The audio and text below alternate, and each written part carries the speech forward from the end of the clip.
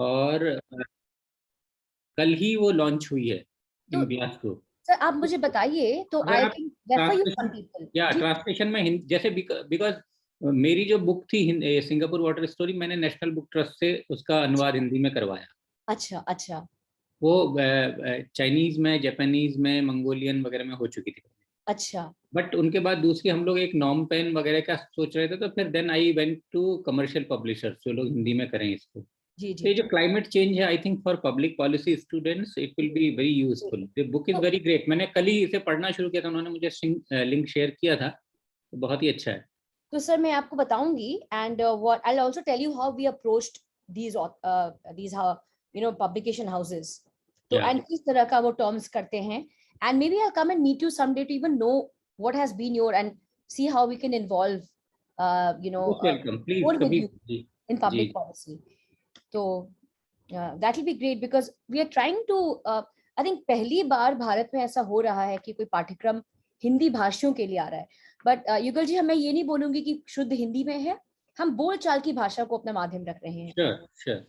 अब जैसे कुछ बिल्कुल। वर्ड्स है, जैसे एक्सटर्नैलिटीज, नज, उसका आप हिंदीकरण कर ही नहीं सकते, तो उसको अंग्रेजी में यूज करेंगे, but we are coming up with a glossary of words, and when I speak to the people, I'll let you know what the course is. I see that people have started joining in. So let the discussion formally. पहले तो बहुत बहुत मेरा नमस्कार और आभार व्यक्त करूंगी हमारे जो मुख्य अतिथि हैं आज, श्री युगल किशोर जोशी जी का। युगल जी को किसी के परिचय की आवश्यकता नहीं है।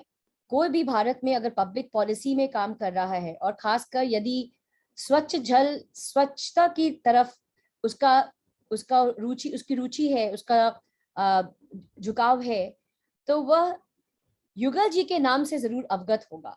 और बहुत हमें प्रसन्नता हुई है आज कि हमारे बीच में युगल जी आए हैं। युगल जी एक बहुत ही जाने माने पब्लिक पॉलिसी स्पेशलिस्ट हैं, और ये मिशन डायरेक्टर हैं स्वच्छ जल योजना के।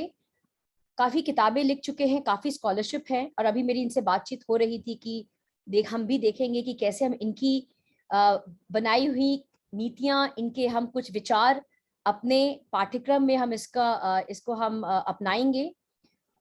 युगल जी ल्यूकॉन यू पब्लिक पॉलिसी से अपनी शिक्षा प्राप्त किए हैं। बहुत ही लंबा इनका सीवी है, इनका परिचय है, पर मैंने अपने अटेंडीज को भेज चुकी हूँ मैं इनका पूरा डिटेल परिचय।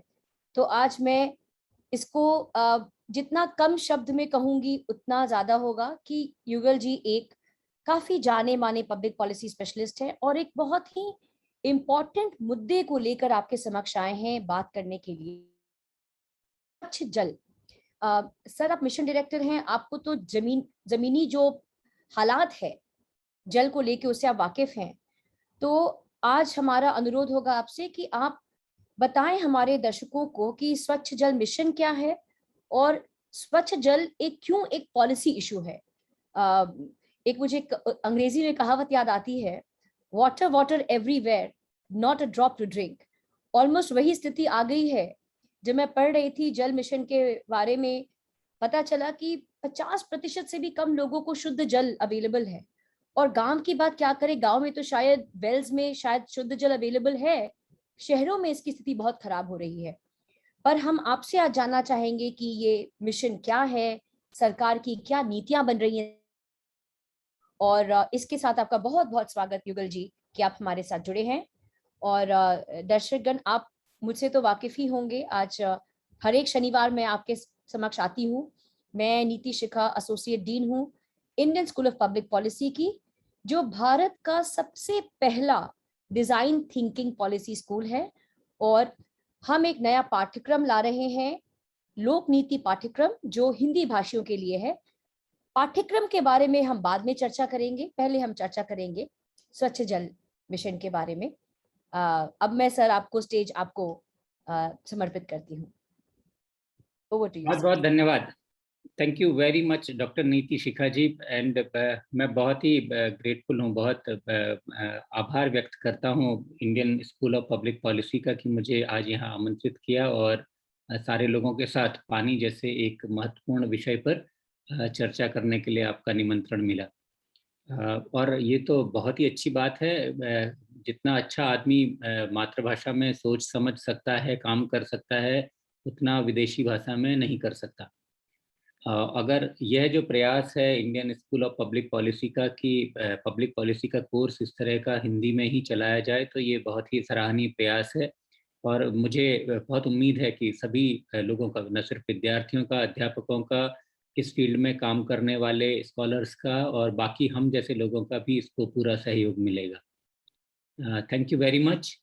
तो आज की बात शुरू करते हैं। मैंने सोचा था कि हम लोग जो 1 घंटे का समय आपने दिया है, इसको 2 हिस्सों में कर लेते हैं। एक में तो हम जनरल बात करेंगे पानी के बारे में कि पानी की उपयोगिता और जो अपने सार्वजनिक नीति किस तरह की होनी चाहिए उस पर बात करेंगे। दूसरी बात करेंगे हम जल जीवन मिशन की। जैसा आपने बताया कि बहुत कम प्रतिशत लोगों के पास पीने का पानी, जो पाइप्ड वाटर जिसे हम टैप वाटर कहते हैं, घर में नल से जल की सुविधा उपलब्ध थी।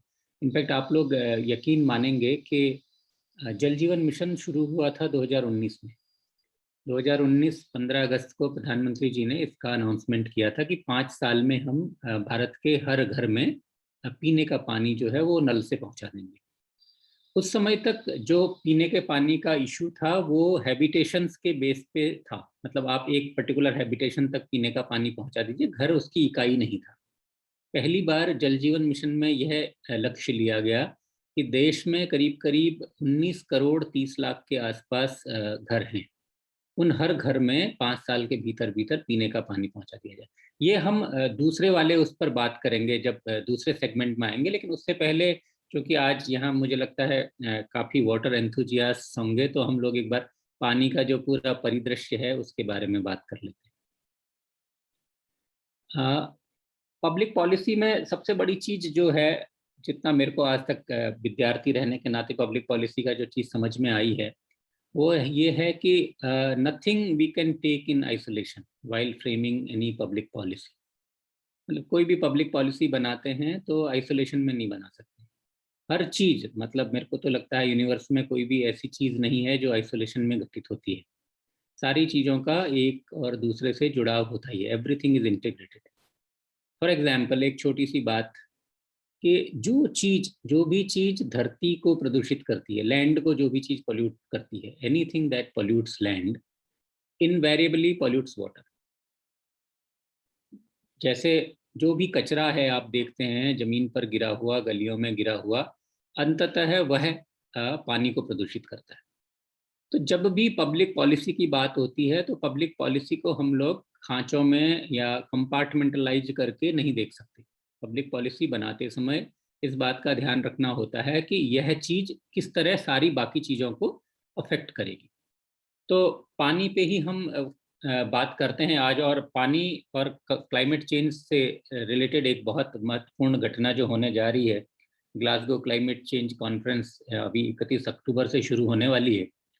तो हम लोग थोड़ा सा इस बात की भी चर्चा करेंगे कि कैसे क्लाइमेट चेंज जो है वो पानी को अफेक्ट करता है। सभी लोगों को पता है कि 10वीं की क्लास में आता है ये क्वेश्चन कि जब हमारी कौन सा ऐसा ग्रह है जिसे ब्लू प्लेनेट कहते हैं। ऑब्वियसली धरती को कहते हैं, और इसलिए कहते हैं कि 70% के आसपास जो धरती का सरफेस एरिया है वो पानी से ढका हुआ है, इसलिए इसे ब्लू प्लेनेट कहते हैं। अब मजेदार बात यह है कि आपके पास 70% सरफेस एरिया से ढका हुआ है, लेकिन उसमें से 97%, 97% के आसपास पानी जो है वो सॉल्टी है। आप उसका इस्तेमाल नहीं कर सकते। अब आपके पास सिर्फ 3% पानी बचता है, जो ग्लेशियर्स में है, अंटार्कटिक में है, आर्कटिक में है, लेक्स में, रिवर्स में है। तो अगर बहुत उसका एनालिसिस गहरे करने जाएंगे तो you will find that hardly there is less than 1% water, fresh water, जो ह्यूमन कंजम्पशन के लिए अवेलेबल है। अब जैसे पब्लिक पॉलिसी हम लोग बनाते हैं तो हम लोग सिर्फ इंसानों के लिए बनाते हैं। और इंसानों के बारे में एक मजेदार चीज ये है कि हम लोग कहते हैं होमोसेपियंस जो हैं वो पिछले कुछ लाख साल पहले आए, उनसे पहले निएंडरथल्स थे और बाकी थे। तो हम लोग बहुत पुराने नहीं हैं इस धरती पर। अब जुम्मा जुम्मा 2-3 लाख साल या जो भी हुआ हो, तो उसमें मजेदार बात यह है कि हमारी आबादी को 1 अरब होने में 2 लाख साल लगे। जब से होमो सेपियंस ने ये लड़ाई जीती, बाकी और होमो जो उनके भाई बंधु थे, उनसे अपनी आबादी को बढ़ा करके 1 अरब करने में 2 लाख साल लगे। और यकीन मानिए पिछले कुछ सालों में ये रफ्तार इतनी तेज हो गई है कि हर 13 साल में हम लोग 1-1 अरब, 1-1 बिलियन आदमी का इजाफा उसमें करते जा रहे हैं। तो जो सबसे बड़ा ड्राइवर है इन सारे चेंजेस के लिए, वो है ह्यूमन पॉपुलेशन। फॉर एग्जाम्पल एक बहुत छोटी सी बात मैं बताऊं कि आज के दिन में हम लोग कहते हैं कि पूरे धरती पर करीब 7 अरब 85 लाख, नहीं 7 अरब 85 करोड़, 7.85 बिलियन लोग रहते हैं। और जैसा यूनाइटेड नेशंस के डेटा हैं, तो करीब 9.7 बिलियन, मतलब 9 अरब 70 करोड़ के आसपास लोग हो जाएंगे 2050 में, और करीब करीब 11 अरब आबादी हो जाएगी 2100 तक। तो ये जो चेंज है, और ये चेंज किस तरह से हो रहा है, इसमें जो फैक्टर्स हैं, अर्बनाइजेशन, आप लोग जानते हैं अर्बनाइजेशन हो रहा है, इंडस्ट्रियलाइजेशन है, उसकी वजह से माइग्रेशन होता है। और जो इंडस्ट्रियलाइजेशन या माइग्रेशन है, उसका एक छोटा सा एग्जाम्पल ये है कि बहुत पहले तक हम लोग किताबों में पढ़ते थे कि भारत तो ग्रामीण देश है, ज़्यादातर जो आबादी है गाँव में रहती है, शहरों में हम लोग नहीं रहते हैं। लेकिन अभी पिछले कुछ डिकेड्स में अर्बनाइजेशन की प्रोसेस बहुत फास्ट हुई है। अभी दुनिया की अगर हम बात करें तो करीब दुनिया का 56% हिस्सा, मतलब 56% ऑफ द पॉपुलेशन वो शहरों में रहती है। और इसमें बढ़ोतरी ही होनी है, करीब अनुमान है कि 68% तक 2050 हो जाएगी। और जब हम लोग 21वीं 2100 पे पहुंचेंगे तो करीब करीब 85% के आसपास धरती के सारे मानव लोग शहर में रहेंगे। अब जब सारी की सारी आबादी शहर शिफ्ट करेगी, तो जो फुटप्रिंट है, चाहे वो फुटप्रिंट एनर्जी का हो, या उस फुटप्रिंट को हम बोले फूड का हो या वाटर का हो, ये सारा का सारा फुटप्रिंट शिफ्ट हो जाएगा। और यकीन मानिए हम में से ज़्यादातर लोग रूरल बैकग्राउंड से आते हैं। जो रूरल आदमी है, जब हम गांव में रहते हैं तो हमारा एनर्जी का, फूड का या और कंजम्पशन का जो पैटर्न होता है, या वाटर कंजम्पशन का पैटर्न होता है, वो फुटप्रिंट हमारा कम होता है। जब हम शहर में आते हैं तो ये बढ़ जाता है, बहुत बहुत ज़्यादा बढ़ जाता है। और इसी तरह से एनर्जी की डिमांड बढ़ेगी। अब मज़ेदार चीज़ ये है कि कोई भी चीज़ आप बढ़ाएंगे, फूड कंजम्पशन बढ़ाएंगे, फूड में भी फूड के आजकल डिफरेंट तरह के वेरिएशंस आते हैं। और चाहे आप फूड कंजम्पशन करें, एनर्जी करें, ये सब वाटर से बहुत ही इंटरलिंक्ड है। बिना एनर्जी के, बिना वाटर के एनर्जी नहीं हो सकती। और वाटर को भी एक जगह से दूसरी जगह पहुंचाने या पूरा उसका एंड टू एंड जो साइकिल होता है उसे करने के लिए एनर्जी की आवश्यकता होती है। तो जो ये सारे ड्राइवर्स हैं, चाहे अर्बनाइजेशन कहिए, इंडस्ट्रियलाइजेशन कहिए, एग्रीकल्चर कहिए, आबादी बढ़ना कहिए, और अब उसमें जो चीज़ नई शामिल हो गई है वो है क्लाइमेट चेंज। हमारे यहाँ ज़्यादातर लोगों को पता होगा, हम लोग कहते थे कि 4 महीने बारिश होती है, चातुर्मास होता है 4 महीने का। तो भारत में कृषि प्रधान देश रहा है, और बहुत पहले से ही हम लोगों की जो अर्थव्यवस्था है, कृषि व्यवस्था है, वो मानसून पे आधारित रही। अब इन 4 महीनों में बारिश होने की बजाय, बारिश तो उतनी ही होती है कमोबेश, लेकिन वो हो जाती है 7, 8, 10 दिनों में। तो 7, 8, 10 दिनों में जो ये इंडस्ट्रियलाइजेशन या अर्बनाइजेशन है, इसे कहिए, या धरती की अपनी कैपेसिटी है, उस पर जो पानी गिरेगा उसे वो किस तरह से वो रिचार्ज करती है अपने अंडरग्राउंड वाटर लेवल को, वो 7, 8 दिन में कर नहीं पाती। झम से एक साथ बरस जाता है और वो सारा का सारा पानी वेस्ट हो जाता है। न सिर्फ वेस्ट हो जाता है, वो इतना इंटेंसिटी के साथ बरसता है कि जो गांव शहर वगैरह में जो आपका ड्राई वेस्ट कचरा पड़ा हुआ है, वो सारा का सारा कचरा भी वो अपने साथ ले जाता है, और वाटर सोर्सेस को, रिवर्स को, उन सबको भी पॉल्यूट करता है। इंडस्ट्रियलाइजेशन का दूसरा नुकसान ये है वाटर के संदर्भ में कि जहाँ जहाँ सरफेस वाटर अवेलेबल नहीं है, वहाँ वहाँ चाहे इंडस्ट्री के लिए हो, चाहे एग्रीकल्चर के लिए हो, ऑफ लेट जो ग्राउंड वाटर है उसका बहुत ज़्यादा एक्सप्लॉइटेशन हुआ है। और ख़ासकर भारत में तो कई राज्य ऐसे हैं जहाँ ग्राउंड वाटर लेवल बहुत बुरी तरह नीचे चला गया, डिप्लीट हो गया। और दूसरी तरह की समस्या भी है भारत में कि जहाँ जहाँ ग्राउंड वाटर लेवल डिप्लीट हुआ है, या जहाँ जहाँ सरफेस वाटर भी है, वहाँ वहाँ कंटेमिनेशन की प्रॉब्लम है। कई जगह होता है पानी, भाई उसमें आर्सेनिक आ रहा है, फ्लोराइड आ रहा है, इस तरह के केमिकल कंटामिनेशंस भी होते हैं। अब सबसे बड़ी बात एक और कि वाटर को टैकल करने के लिए अभी तक भारत में, आप यकीन नहीं करेंगे अगर आप अपनी म्यूनिसिपैलिटी देखिए या कभी इस बात पर सोचिए कि आपके शहर में कितनी एजेंसीज हैं जो पानी या पानी से रिलेटेड विषय को देखती हैं, तब आप पाएंगे कि बहुत सारी हैं, कोई एक नहीं है। ये सिर्फ इस सरकार में हुआ था 2019 में कि पहली बार दो डिफरेंट मंत्रालयों को, एक मंत्रालय था ministry for ministry of water resources Ganga rejuvenation, उसको, और दूसरा एक मंत्रालय था ministry of drinking water and sanitation. तो पहली बार ये किया गया कि इन दोनों को एक करके एक मिनिस्ट्री ऑफ जल शक्ति बनाई गई, ताकि पानी को कमोबेश एक इंटीग्रेटेड तरीके से देखा जाए। पानी, जैसा कि आप जानते हैं, मैं बहुत फोरम पे कहता हूँ कि एक बार धरती पे, आप लोगों ने अगर हाई स्कूल में बायोलॉजी की बुक पढ़ी होगी तो उसमें वो मिलर का एक्सपेरिमेंट बताते हैं कैसे पानी बना था, केमिकल डिफरेंट केमिकल मिले थे, एटम्स मिलने से कैसे पानी का मॉलिक्यूल बना। तो धरती पर कहते हैं कि पानी एक ही बार बना, उसके बाद बना नहीं। तो जो पानी डायनासोर्स पीते थे वही पानी हम भी पीते हैं। तो नेचर में ये रहा है कि पानी का जो ये साइकिल है, एंड टू एंड साइकिल, मतलब पहले पानी बादलों से बारिश के रूप में नीचे आता है, नीचे कंज्यूम होता है या समंदर में जाता है, ग्राउंड वाटर को रिचार्ज करता है, फिर उसके बाद वेपराइजेशन होता है, वो फिर क्लाउड्स में चला जाता है, फिर वापस आता है।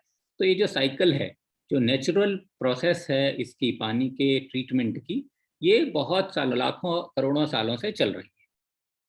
अब ह्यूमन इंटरवेंशन होने से ये स्थिति बदल गई। एक तो मैंने आबादी बताया, जब इतनी बड़ी आबादी होगी तो आबादी में भी अलग अलग तरह के कंजम्पशन पैटर्न्स हैं कि कौन आदमी कितना पर कैपिटा पानी को कंज्यूम कर रहा है। अब पानी तो लिमिटेड है, जैसा मैंने बताया कि 1% के आसपास ही पानी है। तो उस पानी को अगर हम यूज करते जाएंगे तो फिर पानी बचेगा कहाँ? तो सबसे महत्वपूर्ण यह हो जाता है कि जो भी पानी हम यूज कर रहे हैं उसको दोबारा हम ट्रीट करके कैसे हम यूज करने लायक बनाएं। अगर हम ऐसा नहीं करेंगे तो ये बिल्कुल सस्टेनेबल नहीं होगा और आगे हम लोगों को बहुत मुश्किल इसमें आने वाली है। कुछ एक डेटा मैं इस आप लोगों के सामने रखना चाहता हूं कि अभी करीब करीब ये कहा जाता है कि हर 8 में से एक आदमी धरती पर ऐसा है जिसको कि क्लीन वाटर को एक्सेस नहीं है, जिसे पीने का साफ पानी नहीं मिलता। और करीब करीब 2 अरब लोग ऐसे हैं, मतलब अगर हम 8 अरब मान लें, 8 में से दो, एक चौथाई आबादी ऐसी है जो वाटर स्ट्रेस्ड एरिया में रह रही है, जहाँ की सफिशिएंट जो पानी, जितना पानी एक आदमी की ज़रूरत के लिए चाहिए, वो उन्हें नहीं मिल रहा है। और सबसे बड़ी बात यह है कि दुनिया की आधी से ज़्यादा आबादी को जो पीने का पानी है वो टैप वाटर से, मतलब नल के पानी से उनके घर में अभी भी नहीं मिलता। अब तीसरी चीज इसमें आ जाती है कि ये हम पहुंचाएं, और इसको पहुंचाएं तो कैसे पहुंचाएं, उसकी चर्चा हम लोग बाद में करेंगे, जब मैंने बताया था कि हम जल जीवन मिशन की बात करेंगे, जिसमें अब हम ये लक्ष्य बना रहे हैं कि 2024 तक हम हर घर जल तक पानी देंगे। लेकिन उससे पहले अगर मैं क्लाइमेट चेंज की बात करूं कि इसमें जो नया ड्राइवर आया है, क्लाइमेट चेंज का जो अभी तक के आंकड़े हैं उसमें सबसे खराब खबर यह है कि क्लाइमेट चेंज के जो भी नेगेटिव इफेक्ट्स होंगे, adverse effects of climate change, वो जो गरीब देश हैं, जो लो इनकम ग्रुप कंट्रीज हैं, उन पे ही उनकी ज़्यादा मार पड़ेगी। इनफैक्ट एक डेटा तो बड़ा भयानक है, वो ये कहता है कि ये रिसर्च जो है 1998 से 2007 के बीच की है। तो ये बताती है कि करीब करीब अमीर देशों से, मतलब हाई इनकम ग्रुप और लो इनकम ग्रुप में, करीब करीब 4.5% से ज़्यादा जीडीपी का जो नुकसान है वो होगा लो इनकम ग्रुप्स को। अब अगर आप लोग ज्योग्राफी देखे होंगे या दुनिया का नक्शा देखें, तो जितने ऊपर की तरफ के नॉर्थ के कंट्रीज हैं, नॉर्दर्न हेमिस्फेयर वाले कंट्रीज, तो आप लोग पाएंगे कि वहाँ वाटर रिसोर्सेज, वाटर के सोर्स ज़्यादा हैं, पानी की अबंडेंस है। लेकिन अगर आप नीचे सदर्न हेमिस्फेयर की तरफ आते हैं तो आप देखते हैं वहाँ पानी के सोर्सेज कम हो जाते हैं।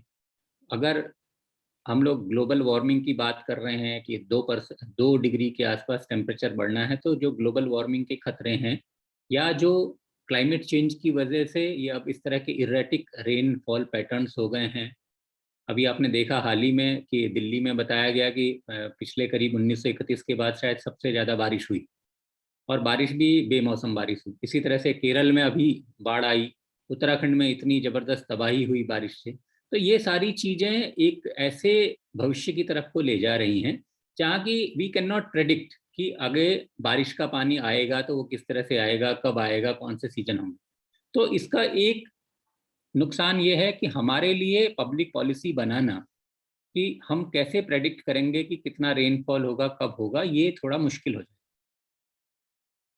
अब रही बात पानी के कंजम्पशन की, तो आप लोग जैसा जानते हैं भारत के आंकड़े भी करीब करीब ऐसे ही, थोड़ा बढ़ा दीजिएगा। दुनिया भर में 70% पानी जो है वो एग्रीकल्चर के लिए यूज होता है, 20% के आसपास इंडस्ट्रीज के लिए यूज होता है, 10% के आसपास डोमेस्टिक यूज के लिए होता है। भारत में थोड़ा ज़्यादा है, एग्रीकल्चर कंजम्पशन इससे ज़्यादा है, करीब 80 के आसपास है, इंडस्ट्री थोड़ा कम है और डोमेस्टिक थोड़ा और कम। तो जब क्लाइमेट चेंज होगा तो हम डोमेस्टिक सेक्टर को कैसे, अब अगर हम तीन छोटी छोटी जल्दी जल्दी से चर्चा कर लेते हैं कि अगर क्लाइमेट चेंज होगा तो इसका डोमेस्टिक सेक्टर पे क्या इफेक्ट पड़ेगा, इंडस्ट्रीज पे क्या इफेक्ट पड़ेगा और एग्रीकल्चर सेक्टर पर क्या इफेक्ट पड़ेगा। अगर जो लोग यहाँ छात्र हैं नए, उनको ये होगा कि जैसे अगर सरकारें घरों में पीने का पानी पहुंचाती हैं तो नॉर्मली ये कैलकुलेट किया जाता है कि अगर आप 75 litre per capita per day पहुंचा रहे हैं तो वो सफिशिएंट है, हेल्थ पर्पज या बाकी चीज़ों के लिए, एक आदमी के यूज के लिए बहुत सफिशिएंट है। भारत में जो अभी तक national rural drinking water programmes थे पहले, उनमें ये लक्ष्य था कि करीब 40 लीटर पानी हर घर को पहुंचाया जाना चाहिए। अभी जो हमारा जल जीवन मिशन है, इसमें ये लक्ष्य है कि 55 litre per capita per day होना चाहिए। दुनिया में बहुत सारे ऐसे देश हैं जैसे सिंगापुर है या यूरोप में बहुत सारे देश हैं जहां पर कैपिटा कंजम्पशन पानी का करीब करीब 150 लीटर के आसपास है। बट धीरे धीरे वो सारे देश भी अब इस बात को समझ रहे हैं कि ये बहुत ज़्यादा है। इनफैक्ट जैसा मैंने बताया कि 55 litre per capita per day sufficient है, और अगर मैं ज़्यादा इससे ज़्यादा तो लग्जरी होता है, एस्थेटिकली लोग करते हैं, स्विमिंग पूल बनाते हैं या कई कई तरह के और लोग पानी के उपयोग करते हैं। लेकिन अगर वह सारा पानी लोगों को दिया जाए और उसका दोबारा यूज ना करें, हम उस ग्रे वाटर को या ब्लैक वाटर को ट्रीट करके दोबारा यूज करने लायक ना बनाएं, तो ये वो अनसस्टेनेबिलिटी की तरफ और ज़्यादा एक तेजी से दौड़ना होगा कि भाई हम पानी का फिर सस्टेनेबल यूज नहीं कर पाए। अच्छा, इसी के साथ एक दूसरी चीज़ ये आती है कि जब हम पानी पहुंचाते हैं तो पानी के ट्रांसपोर्टेशन लॉसेस की बात होती है। अब यहाँ पर जो लोग हैं और इंटरेस्टेड हैं पानी में, वो ये जान के हैरान होंगे कि इवन जो बहुत डेवलप्ड कंट्रीज़ हैं वहाँ भी ट्रांसपोर्टेशन लॉसेस बहुत सफिशिएंट हैं, काफ़ी बड़ी। और भारत जैसे देशों में, या हम लैटिन अमेरिका की बात करें, हमारे नेबरहुड में लंका वगैरह की बात करें, तो हमारे यहाँ तो वाटर ट्रांसपोर्टेशन लॉसेस करीब करीब 45-40% से 50%। मतलब अगर दिल्ली जैसे शहर को, जहाँ 2 करोड़ की आबादी अगर मैं मानूं, और मैं ये मानूं कि हर घर को, दिल्ली में तो 55 लीटर नहीं आता है, ज़्यादा आता है, हम लोग शहरी लोग थोड़ा ज़्यादा अपने को मानते हैं, तो अगर हर घर को मैं यहाँ 300 या 400 लीटर पानी सप्लाई कर रहा हूँ, 2 करोड़ को आप पकड़ लीजिए, अगर 5 लोग एक घर में, तो 40 लाख घरों में, 40 लाख घरों में अगर 200 लीटर पानी आ रहा है या 300 लीटर पानी आ रहा है, और ट्रांसपोर्टेशन लॉस ही अगर 40% है, तो कितना पानी इस सिर्फ ट्रांसपोर्टेशन में वेस्ट हो जाता है। तो ये सारी चीज़ें पानी के डोमेस्टिक यूजेज में जो कॉम्प्लिकेशंस हैं उनको पैदा करती हैं। अच्छा, अब अगली चीज़ ये है कि हमारे यहाँ इस तरह का कॉन्सेप्ट आने में अभी टाइम लग रहा है कि जो पानी ब्लैक वाटर है, यानी जो आपके लेटरिन वगैरह का पानी है ब्लैक वाटर, क्या उसको दोबारा यूज करके पीने लायक या किसी काम में आने लायक बना सकते हैं या नहीं।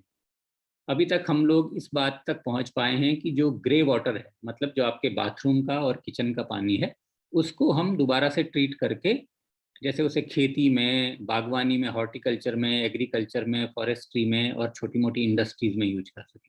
लेकिन अभी हमारे यहाँ टेक्नोलॉजी तो है, टेक्नोलॉजी दुनिया भर में है, लेकिन हमारे यहाँ वो सोच अभी तक नहीं पूरी तरह से आ पाई है कि क्या हम इस पूरे के पूरे पानी को जो हम यूज करते हैं, चाहे वो ब्लैक वाटर हो या ग्रे वाटर हो, इसको दोबारा कैसे इस्तेमाल कर सकते हैं। आप लोग हैरान ये होंगे कि अमेरिका जैसे देशों में या ऑस्ट्रेलिया में भी जब ब्लैक वाटर से उस पानी को पीने या यूज करने लायक बात होती है तो यक वाटर कहते हैं इसको, मतलब ये बहुत गंदा पानी है, मतलब बेहूदी बात है। लेकिन वहीं अगर आप इजराइल की बात करें, सिंगापुर की बात करें, तो उन लोगों ने तो अपने यहाँ का जो उनका ब्लैक वाटर है, मतलब फ्लश वाला पानी है, वो लोग उसे ट्रीटमेंट करके न्यू वाटर के नाम से उसे चला भी रहे हैं, और अपने जो उनके रिजर्वॉयर्स हैं उसमें वो भेज रहे हैं और बाद में उसे पीने के लिए यूज करते हैं।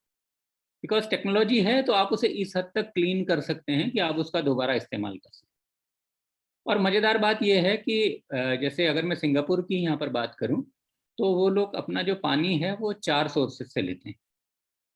जब भी पानी की बात आती है तो सिंगापुर की बात मैं इसलिए करने में मेरे को मज़ा आता है कि उसका अगर इतिहास आप लोग जानते होंगे तो 1965 में वो मलेशिया से आज़ाद हुआ। 1965 में जब मलेशिया, 65 है या 61, मेरे को माफ़ करिएगा, मेरा अभी थोड़ी याददाश्त में कोविड के बाद दिक्कत हो रही है। तो जब वो आज़ाद हुआ तो सिंगापुर के पास अपना पानी नहीं था। उनके पास जुम्मा जुम्मा 3 रिजर्वॉयर थे, और वो पानी अपना मलेशिया से लेते थे। उन्होंने 2 एग्रीमेंट किए थे मलेशिया से आज़ाद होते समय कि मलेशिया उनको अगले कुछ सालों तक पानी की सप्लाई करेगी।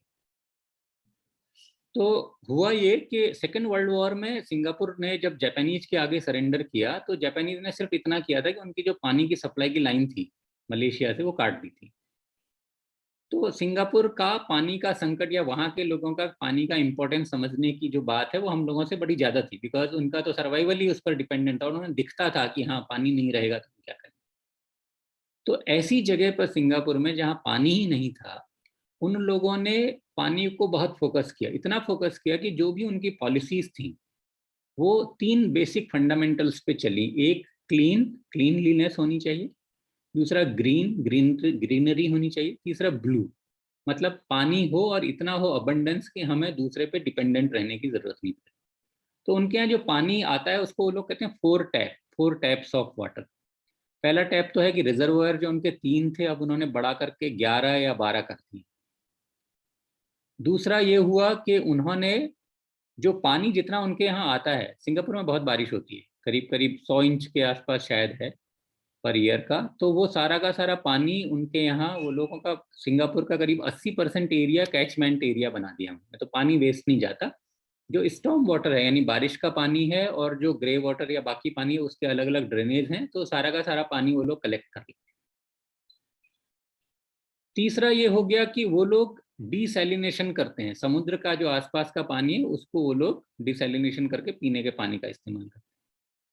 और चौथा जो है वो हो गया, उन्होंने जो मैंने बताई थी पहले बात कि फ्लश का पानी हो, ब्लैक वाटर या ग्रे वाटर, उसे वो इतना ट्रीट करते हैं कि उसे वो पीने लायक बनाते हैं। और सिंगापुर पहला ऐसा कंट्री था जिसने 2002 में इस पानी को न्यू वाटर नाम दिया। और न्यू वाटर नाम दे करके पूरा एक बड़ा पब्लिक फंक्शन हुआ। 9 अगस्त को सिंगापुर का इंडिपेंडेंस डे होता है, तो एक बड़े स्टेडियम में उनके प्रधानमंत्री ने सबके साथ उस पानी का टोस्ट किया और अब वह पानी वहाँ की रोजमर्रा की जिंदगी का हिस्सा बन गया। तो जो धीरे धीरे पब्लिक का चेंज और एक्सेप्टेबिलिटी आती है पानी को लेकर के, वो इस तरह से आती है। अब धीरे धीरे हमारे देश में हाल ये हो रहा है कि हम लोगों का 1950-51 के आसपास जितना पानी हमें मिलता था, तो आबादी हमारी बहुत बड़ी है। आज़ादी के समय में जैसा लोग बताते हैं कि करीब करीब 5300 क्यूबिक मीटर पर पर्सन अवेलेबिलिटी थी पानी की, जो घट करके अब करीब 1500 के आसपास हो गई है। तो हम लोग अब वाटर स्ट्रेस्ड नेशन में आ गए हैं। और एक कुछ दिनों पहले जब सर्वे हुआ था तो उसमें ये पाया गया था कि 256 के आसपास 256 डिस्ट्रिक्ट्स जो इंडिया के हैं वो बहुत सीवियरली वाटर स्ट्रेस्ड हैं। तो तब इस बात की वो हुई थी और भारत सरकार ने इसमें एक बड़ा अभियान चलाया था वाटर कंजर्वेशन के लिए, जल शक्ति अभियान। तो मेरा कहने का मतलब ये है कि धीरे धीरे हमारे देश में भी इस बात की समझ डेवलप हो रही है कि पानी कितना इम्पोर्टेंट है और पानी को हमें बेवजह वेस्ट नहीं करना चाहिए। तीन ही चीजें हैं, पानी बहुत फंडामेंटल चीज है। पहली चीज ये है कि जो पानी आ रहा है, सोर्स पानी का आ रहा है, उसकी मैं कैसे देखभाल करूं, सोर्स मेरा ऑगुमेंट हो, सोर्स बना रहे। दूसरा है जो पानी हम लोग यूज कर रहे हैं कम से कम लीकेजेज हो, पानी सही जगह पे पानी का इस्तेमाल हो। और तीसरा है जो इस्तेमाल किया हुआ पानी हो उसका हम लोग रीयूज करने लायक उसे ट्रीटमेंट से बता सकें।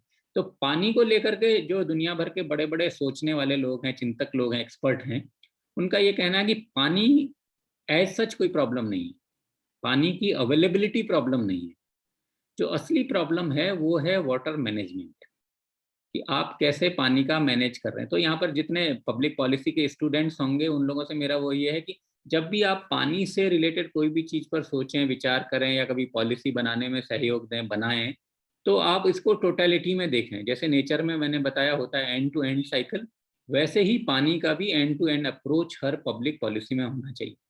सिंगापुर की बात अगर मैं करता हूँ तो उन्होंने अपने अर्बन डेवलपमेंट हो उनका, या जो भी सारी चीज़ें हैं, उन्होंने पूरा का पूरा अर्बन अपना सिस्टम ही दोबारा सेटअप किया, वो सिर्फ इसलिए कि पानी का वो लोग तरीके से वहाँ पानी का मैनेज कर सकें। तो हम लोग क्लाइमेट चेंज की बात कर रहे थे, तो डोमेस्टिक सेक्टर की बात आई। दूसरा है इंडस्ट्रीज का। ऑफ लेट ये हुआ है, पहले की इंडस्ट्रीज को ये समझने में बड़ा मुश्किल होता था कि भाई पानी और उनका क्या रोल है। खासकर प्राइवेट इंडस्ट्रीज के बारे में ये बोला जाता है कि पानी के बारे में वो लोग बहुत ज़्यादा नहीं रहते हैं अवेयर। बट स्लोली 2-3 रीजन है कि अब धीरे धीरे ट्रेंड आ रहा है। ट्रेंड इस तरह का है कि प्राइवेट जो कंपनीज हैं वो अब इस बारे में जागरूक हो रही है। अब इंडस्ट्रीज को तो पानी की बहुत ज़रूरत होती है, हर चीज़ में ज़रूरत होती है इंडस्ट्रीज को। और दूसरा, जैसे मैंने पहले बताया कि पानी और एनर्जी का चोली दामन वाला साथ है। तो एनर्जी जनरेट करने के लिए भी पानी की ज़रूरत होगी। और जैसे इंडस्ट्रीज में अगर कभी आप लोगों को मौका मिला होगा, किसी भी इंडस्ट्रीज में आए तो कूलेंट के रूप में पानी का खूब इस्तेमाल होता है। हर चीज़ को साफ करने धोने के लिए, चाहे आपके रॉ मटेरियल हों, एंड प्रोडक्ट्स हों, हर चीज़ में पानी लगता है। तो कैसे इंडस्ट्रीज को इस बात के लिए कन्विंस किया जाए कि वो भी पानी का किफ़ायती तौर पे इस्तेमाल करें। एक छोटा सा इसमें पॉलिसी रिलेटेड मैटर आता है कि पानी की आप कीमत क्या लगा रहे हैं, पानी की कॉस्ट या प्राइस क्या है। उसके बारे में हमारे यहाँ अभी नई नई पॉलिसीज बनी है। अगर जो लोग इस बारे में ज़्यादा इंटरेस्टेड हो तो प्लीज़, नेशनल वाटर पॉलिसी है भारत की, उसको जरूर से एक बार अध्ययन करें। लेकिन जहाँ अगर मैं इंडस्ट्रीज की बात करता हूँ, तो अभी इंडस्ट्रीज में एक इस तरह का ट्रेंड आ रहा है कि वो 3 चीज़ों को बड़ा क्रिटिकली एग्जामिन कर रही है। पहली कि हर एक को ये समझ में आ रहा है कि हम अपना वाटर कंजम्पशन कम करें या इसका जुडिशियस इस्तेमाल करें, क्योंकि हर कोई इस बारे में थोड़ा अनश्योर है कि कल हमें अगर पानी मिलना है तो किस तरह का पानी मिलना है। दूसरा, इंडस्ट्रीज ये कर रही हैं कि अब वेस्ट वाटर ट्रीट करने की तरफ उन लोगों का बहुत ध्यान है। सरकार ने भी इसमें बहुत कड़े कानून भी बनाए हैं। जो पोल्यूशन कंट्रोल बोर्ड्स हैं वो लोग भी बहुत तरह के इसमें काम कर रहे हैं।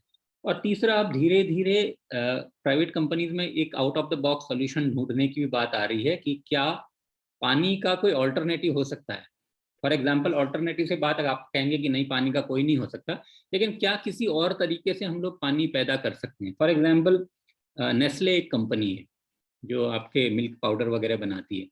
तो नेस्ले, आप जानते हैं कि वो अगर ड्राई पाउडर कैसे बनता है, बेसिकली तो गाय या भैंस का जो दूध होता है आप उसको इकट्ठा करते हैं, फिर ड्राई करते हैं, इवेपोरेट होता है पानी, और फिर आपका पाउडर बनता है। तो दूध में करीब 87% पानी होता है। तो नॉर्मली प्रोसेस क्या होती थी कि जब आप उसको ड्राई करते हैं पाउडर बनाने को, तो वो सारा का सारा पानी उड़ जाता था।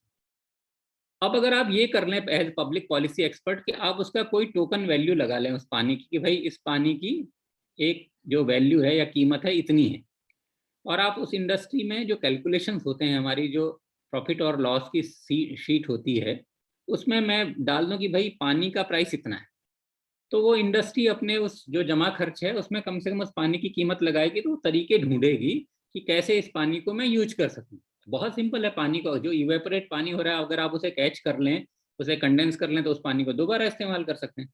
तो नेस्ले ने ये बहुत गजब का एक एक्सपेरिमेंट किया। तो उन्होंने देखा कि उनका जो पानी की ज़रूरत है वो बहुत, उसमें बहुत हद तक कमी आ गई, क्योंकि वो इस सब पानी से, जो मिल्क में पानी होता था, इसका वो लोग यूज़ करने लगे। तो इस तरह की जो नई नई जागरूकता आ रही है वो बड़ी अच्छी है इंडस्ट्री सेक्टर में।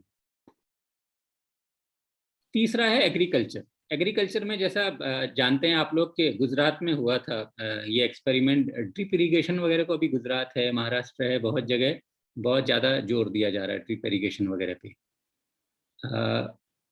कई तरह की ऐसी क्रॉप्स हैं जिसमें हम लोग दूसरों से भी सीख रहे हैं और लोगों को प्रमोट भी कर रहे हैं। जो भारत का जैसे एग्रीकल्चर मिनिस्ट्री है या बाकी वो सारे इस तरफ को, या इवन वाटर रिसोर्सेज में है कि भाई कैसे आप ड्रिप इरिगेशन को प्रमोट करें। दूसरा, एक कंजम्पशन पैटर्न में भी बात आता है। आप लोगों ने अगर सुना होगा कि भाई फला कोई कमोडिटी है, फला फसल है, कपास वगैरह, उसको उगाने में इतने लीटर पानी का इस्तेमाल होता है। तो अब लोग इस तरफ जागरूक होने लगे।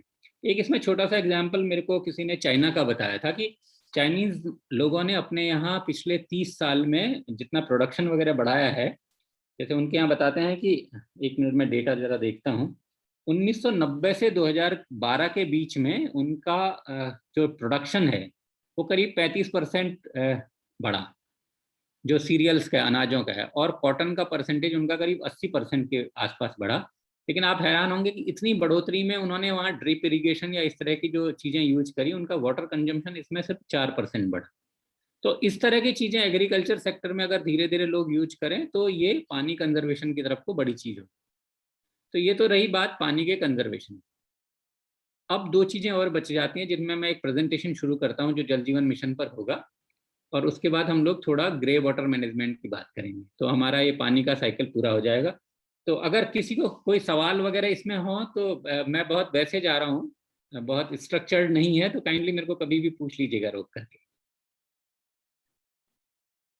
थैंक यू युगल जी। प्रेजेंटेशन शुरू करने के पहले एक सवाल है जो मैं सोचती हूँ यदि मैं आपसे पूछ लूँ तो। प्रशांत जी जानना चाह रहे हैं, why are we emphasizing on tap water for drinking? तो हम जब बढ़िया। भी, हाँ जी। हाँ जी। ना बहुत अच्छा सवाल है। देखिए, पानी और हवा, ऑक्सीजन और पानी, दोनों ह्यूमन सर्वाइवल के लिए बहुत ही जरूरी, और हेल्थ के लिए जो सबसे ज्यादा जरूरी चीज है वो है साफ पानी। तो अगर आप डेटा देखते होंगे कि भारत में कितना डायरिया से डेथ होती हैं, कितनी, जैसे अगर लोग जो ईस्टर्न यूपी वगैरह में रहते होंगे उनको अगर जापानीज इंसेफेलाइटिस वगैरह का पता होगा, कहते हैं कि अगर साफ पानी रहे, आपका पीने का पानी साफ हो, तो आपकी 80% के आसपास तो आपको बीमारियां वैसे ही नहीं होंगी। तो जो हेल्थ है ना, हेल्थ का ड्रिंकिंग वाटर से बहुत सीधा कोरिलेशन है, ये हम सभी लोग जानते हैं। टैप वाटर में सबसे बड़ी चीज जो है वो ये है कि एटलीस्ट टैप वाटर अगर मैं आपके यहाँ दे रहा हूँ तो मैं इंश्योर कर रहा हूँ कि आपको वो क्वालिटी वाटर मिले, शुद्ध पानी मिले। इसमें दोनों परसेप्शंस हो सकते हैं, कई लोग ये कह सकते हैं कि हम लोग जो अपने यहाँ टैप वाटर मिलता नहीं उसकी क्वालिटी अच्छी नहीं आती, बट ये उस सोच का दोष नहीं है कि मैं टैप वाटर इसलिए दे रहा हूँ कि शुद्ध पानी आपके घर में है। मैनेजमेंट का इश्यू हो सकता है कि भाई उसका क्लोरीनेशन प्रॉपर नहीं हुआ, ट्रीटमेंट ठीक से नहीं हुआ, टेस्टिंग ठीक से नहीं हुई, बट जो उसके पीछे की भावना है वो ये है कि जनता को शुद्ध पानी मिले, पीने का पानी मिले जो उनके लिए हेल्थ बेनिफिशियल हो। अब अगर मैं कहूँ नहीं आप जी कुएं का ही पानी पीजिए, आप तालाब का ही, पोखर का ही पानी पीजिए, तो मेरा ख्याल है वो थोड़ा हेल्थ के साथ ज्यादती हो जाएगी करना। Thank you thank you. और भी सवाल हैं, पर I think what we can do is we can go with the presentation first, और फिर बाकी दो सवाल जो मैं देख रही हूँ पूछ सकते हैं। मुझे 1 मिनट दीजिए, मैं इसको कैसे करूँगा, इसको मैं अपने डेस्कटॉप से ले सकता हूँ जी सर सीधे? जी जी। एक मिनट।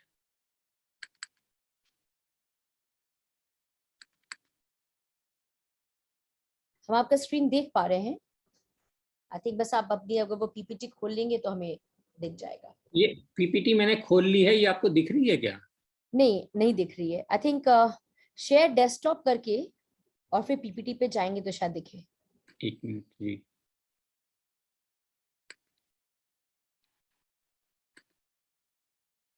अब दिख रही है जी। जी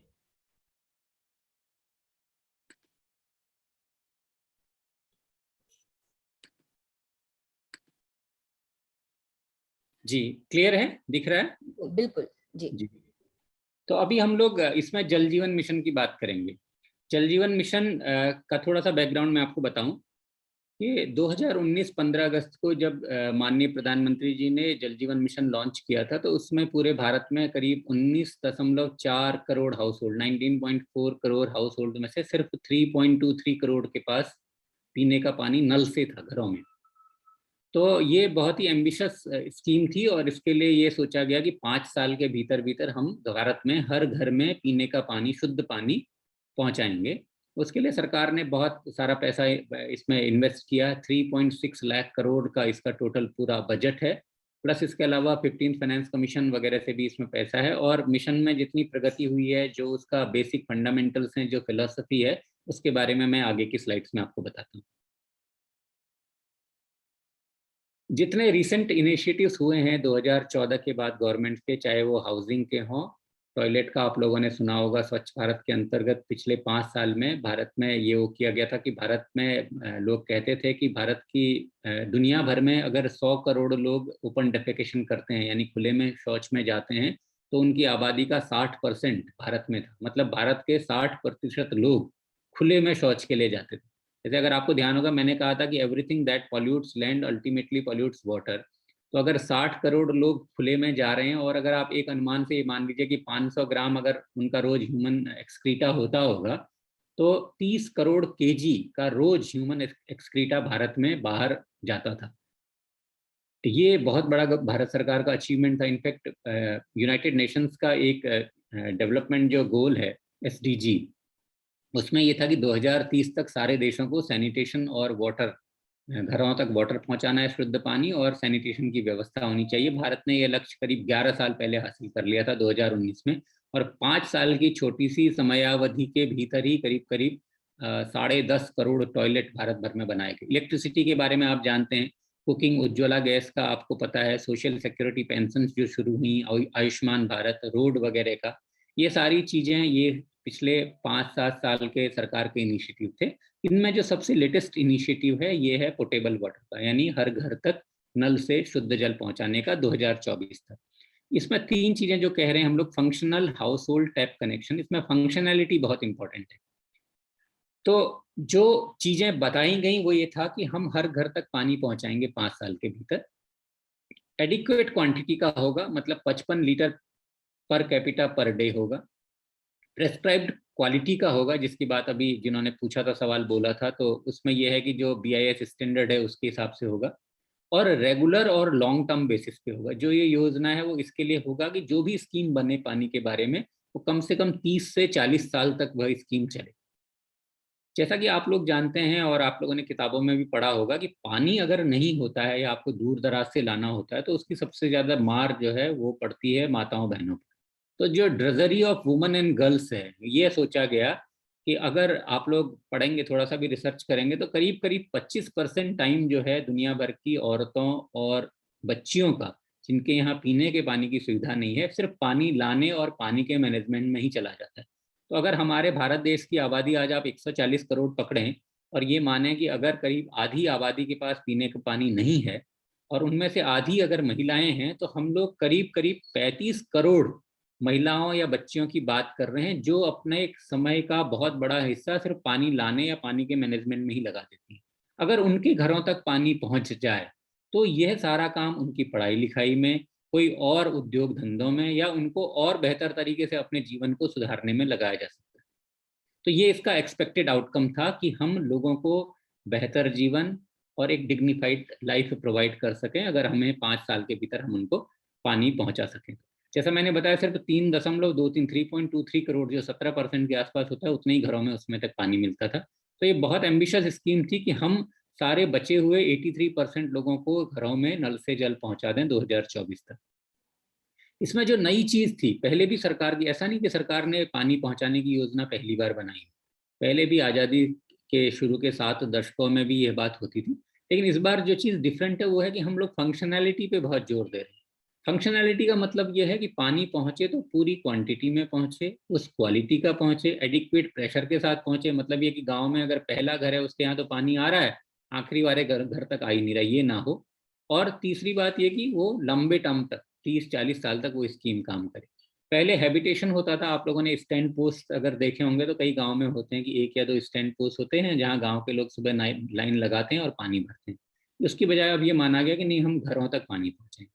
पहले 40 LPCD होता था, अब बताया गया कि नहीं, हम 55 LPCD पानी देंगे। इसमें लेकिन सबसे इंपॉर्टेंट चीज ये हुई कि हम पानी की ओनरशिप दे देंगे कम्युनिटी को। ज्यादातर जगह आपने देखा होगा कि जब पानी की सप्लाई होती है तो उसे जल संस्थान, जल निगम या जो पब्लिक हेल्थ इंजीनियरिंग डिपार्टमेंट होता है वो बनाएगा। इसमें भी है, लेकिन इसमें सबसे इंपॉर्टेंट चीज क्या है कि जो गांव के लोग हैं वो पब्लिक हेल्थ इंजीनियरिंग डिपार्टमेंट के साथ मिलकर प्लान भी बनाएंगे कि कैसे पानी पहुंचाना है। वो उसके इम्प्लीमेंटेशन में, उसके ऑपरेशन एंड मेंटेनेंस में भी हिस्सेदार होंगे। हिस्सेदारी 2 तरह से होगी, पहला कि चूंकि वो प्लानिंग में, उसके ऑपरेशन एंड मेंटेनेंस में शामिल है, दूसरा ये कि 5% के आसपास का उन लोगों से कंट्रीब्यूशन, कम्युनिटी कंट्रीब्यूशन लिया जाएगा, जो कुछ खास हिस्सों के लिए हिमालयी स्टेट्स में और बाकी जगह 10% लिया जाएगा। तीसरा जो मैंने एंड टू एंड अप्रोच की बात की कि हम सोर्स सस्टेनेबिलिटी की बात करेंगे, ऑपरेशन मेंटेनेंस की बात करेंगे, ग्रे वाटर मैनेजमेंट की बात करेंगे। एक सबसे इम्पोर्टेंट चीज इसमें ये हुई कि हर गांव में एक विलेज एक्शन प्लान बनेगा, और इस विलेज एक्शन प्लान के बनने का रिलेशनशिप सीधा सीधा 15th फाइनेंस कमीशन के साथ है, जिसकी चर्चा मैं आगे करूंगा। और इस विलेज एक्शन प्लान में ही होता है कि गांव वाले लोग ही किस तरह से इस यूटिलिटी को चलाएंगे, क्योंकि इसमें सबसे बड़ा कारण ये है कि कई बार बड़ी योजनाएं बन जाती हैं पानी को लेकर के, लेकिन उसमें सबसे बड़ी समस्या ये होती है, योजना तो बन जाती है, फिर दो चीज़ों की दिक्कत आती है। पहली कि पानी कहाँ से आएगा, दूसरा जो सारा स्ट्रक्चर खड़ा हो जाता है वो इतना महंगा हो जाता है कई कई जगह कि उसके ऑपरेशन और मेंटेनेंस की कॉस्ट इतनी आ जाती है कि वो चलाने लायक नहीं रहता। तो यहाँ इसमें पैराडाइम शिफ्ट ये था कि ये बोला गया कि हम लोग ज़्यादा से ज़्यादा सिंगल विलेज स्कीम्स बनाएंगे, ताकि गांव की अपनी स्कीम हो और गांव के ही लोग उसको चला सकें, ताकि वो लंबे टाइम तक चले। तो ये इसके विजन है। इसके अलावा अगर आप लोगों में से, मैं तो हर एक से रिक्वेस्ट करूंगा कि आप लोग, हमारा एक जल जीवन मिशन डैशबोर्ड है, जेजेएम डैशबोर्ड, ये गूगल पे अवेलेबल है। आप सिर्फ जेजेएम डैशबोर्ड टाइप करिएगा तो ये आ जाएगा। आप अपने गांव तक की आज की स्थिति उसमें देख सकते हैं, ये पब्लिक डोमेन में है।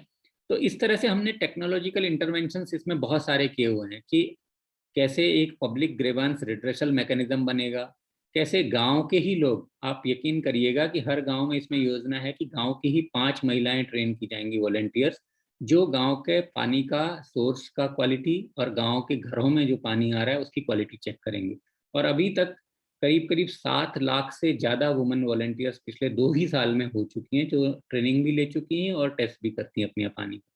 अल्टीमेट आइडिया ये है कि गांव में रिस्पॉन्सिव और रिस्पॉन्सिबल लीडरशिप डेवलप की जाए, जो ऑपरेशन एंड मेंटेनेंस भी देखें।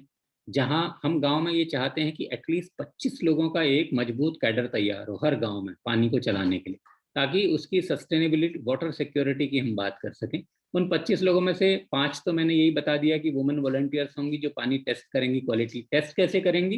टेस्ट के लिए फील्ड टेस्ट किट्स डेवलप किए गए हैं, जो मतलब कोई भी आदमी थोड़ा सा 1 या 2 दिन की ट्रेनिंग के बाद टेस्ट कर सकता है। आप जैसे H2S से आप लोगों ने सुना होगा, या क्लोरीनेशन वगैरह से कितना क्लोरीनेटेड है पानी या नहीं है, उसमें बैक्टीरियोलॉजिकल कंटेमिनेशन है या नहीं है H2S से, ये सब चीज़ें वो लोग देख सकें। तो 5 ये लोग हो गए। उसके बाद हर गांव में एक village water and sanitation committee, इसको पानी समिति भी कहते हैं।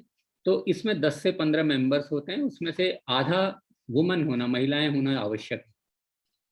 तो 10-15 ये लोग और 5 महिलाएं। और इसके अलावा जल जीवन मिशन के अंतर्गत मैसन के लिए, यानी राजमिस्त्री के लिए, प्लम्बर के लिए, फिटर के लिए, इलेक्ट्रिशियन के लिए, पंप ऑपरेटर के लिए, इन सब के लिए ट्रेनिंग हो रही है। तो ये पूरा एक 25 के आसपास लोगों का कैडर हर गांव में तैयार हो रहा है, ताकि वो लॉन्ग टर्म पानी को, वहाँ पानी का प्रबंधन कर सके। तो ये ओवरऑल जो प्लानिंग अप्रोच है ये 30 से 40 साल की है। और इसमें सबसे इम्पॉर्टेंट चीज ये है कि कोई भी इसमें छूटना नहीं चाहिए, चाहे कितना ही छोटा हैबिटेशन हो। एक आध दुक्का कहीं इधर उधर बहुत दूरी पे भी गांव में अगर घर है, तो वहां तक, चाहे वो किसी सामाजिक स्थिति का हो, उस तक पानी पहुंचाना ही आपको। इनफैक्ट मिशन के उसके अंतर्गत ये है कि जहाँ कहीं भी 20 घर हैं, जहाँ कहीं भी 100 की आबादी है, वहाँ तो पानी देना ही है। लेकिन उसके आसपास भी अगर कहीं हैं, आजकल लोगों ने इस तरह के मकान भी थोड़ा दूर बनाना पसंद करते हैं, खेतों के बीच में बनाना पसंद करते हैं, तो हर एक को पानी देने का इसमें व्यवस्था है। और जो मैंने बात करी कि ये बॉटम अप अप्रोच है, ये इसमें ये है कि हम जो village water and sanitation committee है, उसी के पास सारे अधिकार हैं। जितना मैंने एक बार इन्वेस्टमेंट की बात बताई कि 3.6 लाख करोड़ रुपया भारत सरकार 5 साल के लिए इसमें राज्य सरकारों के साथ दे रही है। और इसके अलावा 15वें वित्त आयोग का, 15 फाइनेंस कमीशन का करीब करीब 1.4 लाख करोड़ रुपया है, जिसका जो कि सिर्फ सैनिटेशन और वाटर में ही यूज होना है, और इसे जिसे पंचायत ही यूज करेगी। मतलब उनकी जो village water and sanitation committee है वो ही यूज करेगी, प्लान करे, इम्प्लीमेंट करे, ऑपरेट और मेंटेन करे, ताकि उस रेगुलरिटी उस विलेज वाटर सप्लाई सिस्टम की बनी रहे। तो ये सारी चीजें कि 5 वुमन की, प्लम्बर, मैसन वगैरह का मैं आप लोगों को बता चुका हूँ। आइडिया ये है, नॉर्मली होता यही है कि जब हम लोग सिर्फ इंजीनियरों पे छोड़ देते हैं या ठेकेदारों पे ये चीज छोड़ देते हैं, तो होता ही है कि स्कीम तो बन जाती है, लेकिन स्कीम बनने के कुछ दिनों बाद चलती है, उसके बाद फिर उसमें कोई इश्यूज आ गए तो आप उनके पीछे दौड़ते रहिए, भागते रहिए, उनका ऑपरेशन और मेंटेनेंस हो नहीं पाता। तो आइडिया ये है कि गाँव में ही ऐसे लोगों की ये पूरी 25-30 लोगों की टीम डेवलप हो, जो गाँव की पानी की समस्या को वहीं ठीक कर सके। जो विलेज एक्शन प्लान बनेगा, जैसे मैंने बताया कि 15th फाइनेंस कमीशन में जो पैसा मिला है उस पैसे के साथ को टर्मिनस है, तो उसमें उन्हें 4 चीजें देखनी है कि जो ड्रिंकिंग वाटर का सोर्स है उसे कैसे स्ट्रेंथन किया जाए, कैसे मजबूत बनाया जाए, जो ड्रिंकिंग वाटर सप्लाई सिस्टम है वो किस तरह से हो, उसका ऑपरेशन एंड मेंटेनेंस कैसा हो, और फाइनली जो ग्रे वाटर निकलता है घरों से। अब देखिए ना कितनी बड़ी चीज होने जा रही है।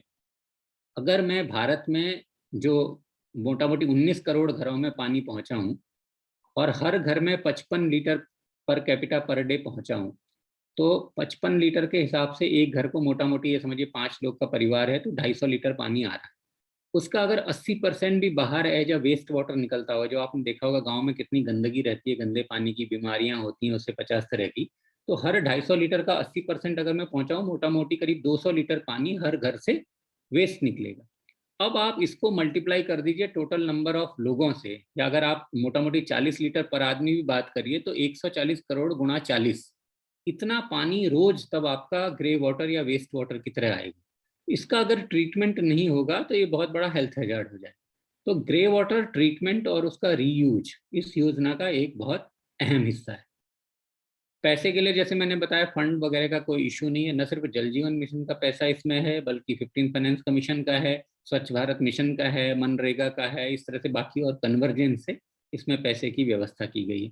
आइडिया आखिरकार ये है, जैसे गांधी जी का ग्राम स्वराज का स्वप्न होता था कि हर गांव एक इंडिपेंडेंट इकाई बन सके, तो हर गांव हमारे हिसाब से एक जल प्रबुद्ध गांव बने, जहाँ साफ सफाई हो, जहाँ पानी की व्यवस्था हो, इसका मैनेजमेंट गांव के ही लोगों के हाथ में।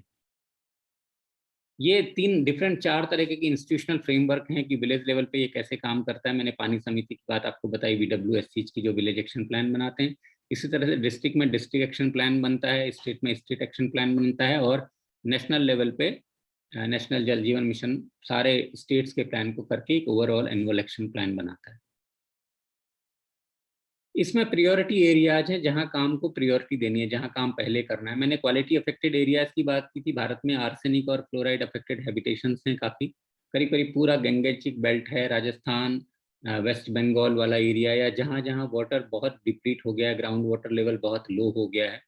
जापानीज इंसेफेलाइटिस वगैरह से अफेक्टेड हमारे यहाँ 62 डिस्ट्रिक्ट्स हैं भारत भर में, जहाँ पानी को पहले देना है आपको पीने का पानी। इसी तरह से एस्पिरेशनल डिस्ट्रिक्ट्स हैं भारत में करीब 117 के आसपास, जो आर्थिक और सामाजिक विकास की गति से पीछे माने जाते हैं। तो इन डिस्ट्रिक्ट्स में पहले पानी पहुंचाना एक प्राथमिकता है। इसी तरह से सूखाग्रस्त इलाके हैं, डिजर्ट्स हैं, या जहाँ ड्रॉट ज़्यादा आते हैं। तो ये जो सारी लिस्ट है ये वो जगह हैं जहाँ प्रियोरिटी एरियाज हैं, जहाँ काम पहले। ये डिफरेंट डाउटेलिंग है, मतलब कि डिफरेंट आप सोर्सेस से कैसे कैसे पैसा ले सकते हैं जल जीवन मिशन और इसकी स्कीम्स के लिए। ये पीपीटी मैं मैडम के साथ, डॉक्टर नीति शिखा जी के साथ शेयर कर लूंगा, तो जो लोग इंटरेस्टेड हों वो इस पीपीटी को वहां से ले सकते हैं। ये 15th फाइनेंस कमीशन का जिसकी मैं बात कर रहा था कि 4 चीज़ों के लिए, कि सोर्स ऑगमेंटेशन के लिए, पानी की सप्लाई के लिए, ऑपरेशन मेंटेनेंस और ग्रे वाटर के लिए यूज कर सकते हैं। ये काफ़ी सारा पैसा है। अगर आप नीचे वाली टेबल देख रहे होंगे तो 1,42,000 करोड़ रुपए में से इतना पैसा हर साल पंचायतों को दिया जाना है, ताकि वो इस पानी का इस काम के लिए, बेसिकली ग्रे वाटर और ड्रिंकिंग वाटर सप्लाई और ऑपरेशन एंड मेंटेनेंस के लिए इस्तेमाल कर सकें। टेक्नोलॉजिकल इंटरवेंशंस की मैंने बात करी। हमारा IMIS है जो जहां डिस्ट्रिक्ट से या ब्लॉक लेवल से वो लोग उसमें फीड करते हैं जितने घरों को पानी दिया गया है। ये बिल्कुल डेली फीडिंग होती है। अगर आज भी अभी चाहें आज की स्थिति देखें और कल अगर आप देखेंगे इस डैशबोर्ड के थ्रू, जस्ट गूगल करिएगा JJM डैशबोर्ड, तो आपको उसमें ये सारा दिख जाएगा। मैं आगे की किसी स्लाइड में एक बार उसका नमूना भी आपको दिखाऊंगा। सारे ट्रांसैक्शंस PFMS के थ्रू हैं इसमें, और एक एक घर का जो कनेक्शन है जहां जहां दिया गया है वो जियो टैग किया गया है, जिसे देखा जा सकता है, और वो घर के मुखिया के आधार नंबर के साथ लिंक है। वाटर क्वालिटी की जहां तक बात है, जो प्रश्न भी पहले ये था कि क्वालिटी पर इसमें एक तो BIS स्टैंडर्ड की हमने बात करी थी, दूसरी बात ये है कि सर्वेलेंस जो है वो लोकल कम्युनिटी करेगी। देश भर में करीब 2000 के आसपास लैब हैं जो वाटर क्वालिटी टेस्ट करती हैं। हम लोग का जोर इस बात पे है कि सारी की सारी लैब्स जो हैं वो NABL एक्रेडिटेड हों, और दूसरी बात ये सारी 2000 लैब जो हैं वो पब्लिक के लिए ओपन है। तो एक नॉमिनल कॉस्ट पे अगर आप लोग अपना पानी टेस्ट कराना चाहते हैं जो घरों में आ रहा है, तो वो वहाँ करा सकते हैं। ये क्यों जरूरी है, मैं आपको एक छोटी सी बात बताऊं। कई बार क्या होता है कि सरकारी एजेंसीज की क्रेडिबिलिटी इतनी लो होती है, तो हम लोग सोचते हैं कि जो हमारे सरकारी पानी या सरकारी स्कीम से जो हमें चीज़ मिल रही है वो उसकी क्वालिटी अच्छी नहीं होगी, हम मान के चलते। लेकिन आप यकीन करिए ना, आपके सबके घरों में आरओ लगा होगा, रिवर्स ऑस्मोसिस वाला या एक्वागार्ड लगा होगा। हमें पता नहीं रहता कि वो लोग अंदर क्या उसमें चल रहा है क्लीन, लेकिन हम उसका पानी कितना कॉन्फिडेंस के साथ पी लेते हैं। तो और हम जानते नहीं, मेरे घर में भी है, लेकिन मुझे नहीं पता कि वो जो क्वालिटी ऑफ वाटर फिल्ट्रेशन के बाद मुझे मिल रहा है वो है किस तरह। तो आइडिया इसमें ये है कि अगर गांव में मैं इतनी पावर दे रहा हूँ कि 5 वो महिलाएं न सिर्फ अपने घर में आने वाले पानी की क्वालिटी जांच कर सकती हैं, बल्कि मेरे IMIS पे इसे अपलोड भी कर सकती हैं, तो ये एक दिशा में बड़ा कदम होगा। अल्टीमेटली तो लक्ष्य यही है ना कि सीधे मैं अपनी वाटर यूटिलिटी को इस लायक बनाऊं कि वो मैं सीधे सीधे जो टैप से नल से पानी आ रहा है उसको पी सकूं। तो ये सारी जो जद्दोजहद वाटर क्वालिटी मॉनिटरिंग की है वो इसी तरफ है।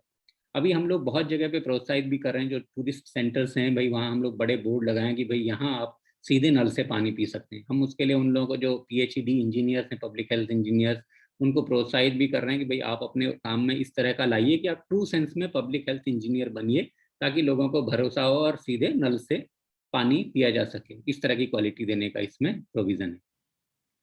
अल्टीमेटली बिना जनता के सहयोग के ये होता नहीं है। जैसे स्वच्छ भारत मिशन में था, हर गांव वाला हर आदमी जुड़ा था, तो इसमें सबका सहयोग है कि NGOs हैं वो लोग। जैसे इसमें 4 तरह के लोग हैं। एक तो हैं जो डेवलपमेंट पार्टनर्स होते हैं, जो इस तरह के जैसे इंटरनेशनल एजेंसीज हैं, यूनिसेफ वगैरह, वो किस तरह से इसमें योगदान दे रही हैं। दूसरा होता है कि इस तरह के और सेक्टर पार्टनर्स जो देश में काम कर रहे हैं। तीसरा एक है की रिसोर्स सेंटर्स। हम लोगों के पास 104 के आसपास इस तरह के इंस्टीट्यूशंस हैं जो इस तरह की ट्रेनिंग देते हैं। और एक है होता है इम्प्लीमेंटेशन सपोर्ट एजेंसी। तो मोटा मोटी ये है कि 60 गाँव के पास एक इम्प्लीमेंटेशन सपोर्ट एजेंसी हो, जो गाँव वालों को कैपेसिटी बिल्डिंग करने में, उन्हें ट्रेनिंग देने में, उन्हें इस योजना के बारे में बताने में, कैसे काम करना के बारे में योगदान दे सकें। तो ये सारे के साथ कि एक साथ मिल करके कैसे गांव की हालात बदली जाए, हर गांव में हर घर तक पानी पहुंचाया जाए, और कैसे जल जीवन मिशन को हर किसी का काम बनाया जाए, एवरीबॉडीज बिजनेस बनाया जाए, उसकी तरफ ये प्रयास है। ये चीजें मैं आपको बता ही चुका हूँ।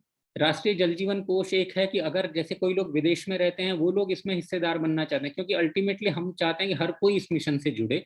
तो अगर वो लोग, जैसे कई लोग विदेशों में रहते हैं, उन्हें बड़ी इच्छा होती है कि भाई मैं अपने घर में, गाँव में, अपने जिले में कोई पानी से रिलेटेड काम कर सकूं, तो जल जीवन कोष के माध्यम से भी वो लोग ये काम कर सकते हैं। अब मैं प्रोग्रेस आपको दिखाता हूँ। अगर आपके स्क्रीन पे क्लियर दिख रहा होगा, तो ये पिछले 25-26 महीने की प्रोग्रेस है। ये राइट साइड में जो दिख रहा है आपको 29 अक्टूबर का डेटा है, कल का। और ये लेफ्ट साइड में जिस दिन ये मिशन का अनाउंसमेंट हुआ था उस दिन। तो आप देखिए कि पिछले 25-26 महीने में ही कितना चेंज आया है। 3.23 करोड़ घरों तक जो पीने का पानी पहुंचता था, आज वो 8.42 घरों में पहुंचा। करीब 5 करोड़ 20 लाख घर सिर्फ 2 साल के अंतर्गत उनके घरों में पानी पहुंचाया गया। तो ये बहुत बड़ा अचीवमेंट है। अगर आपको डार्क ब्लू दिख रहा होगा, जैसे यहाँ स्क्रीन पर देखिएगा, तो ये हरियाणा है। ये अभी अभी हर घर जल हुआ है, हर गांव के हर घर तक इसमें पानी हो गया है। तेलंगाना है, गोवा है, अंडमान निकोबार है, पुडुचेरी है। इन जगहों पे हर घर तक पानी पहुंच गया।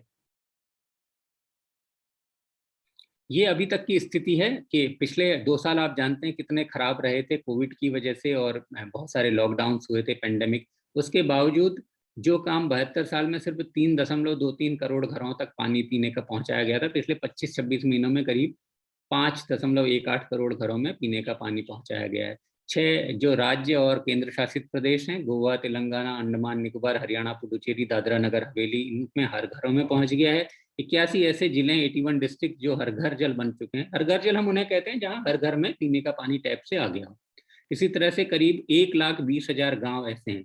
And this is no mean achievement out of 6 lakh villages in India. करीब करीब ये अभी 1.20 लाख में मानो तो 20% करीब गांव ऐसे हो गए हैं जहां हर एक घर में पीने का पानी है।